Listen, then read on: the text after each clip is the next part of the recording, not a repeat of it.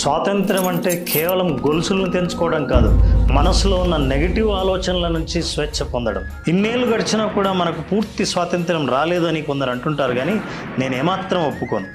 మనకు స్వాతంత్రం రాలేదా? సోషల్ మీడియాలో ఎవరినైనా ఏ విషయాన్నైనా నిర్భయంగా మాట్లాడే స్వేచ్ఛ మనకు లేదా? లేనిది ఉన్నట్టు చూపించి ఏఐ టెక్నాలజీని ఇష్టం వచ్చినట్లు ఉపయోగించే స్వేచ్ఛ కూడా మనకుందిగా. కానీ లాఠీ దెబ్బలు, తుపాకీ గుళ్ళు, ఉరికంబాలు తట్టుకొని స్వాతంత్రం తెచ్చిన దేశంలో ఒక్క అపజయాన్ని, అవమానాన్ని కూడా తట్టుకోలేని యువత ఈజీగా ప్రాణాలు తీసుకునే స్వేచ్ఛను కలిగి ఉందిగా. స్వాతంత్రం విలువ ఎవరికి ఎక్కువగా తెలుస్తుందంటే కుటుంబానికి దూరంగా సరిహద్దులో పహారా కాస్తున్న సైనికుడికి, తన దేశాన్ని వదిలి పొట్టకూటి కోసం బయట చెమట కారుస్తున్న వలసదారుడికి.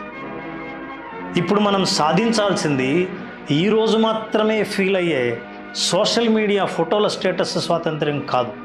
మానసిక భయాల నుంచి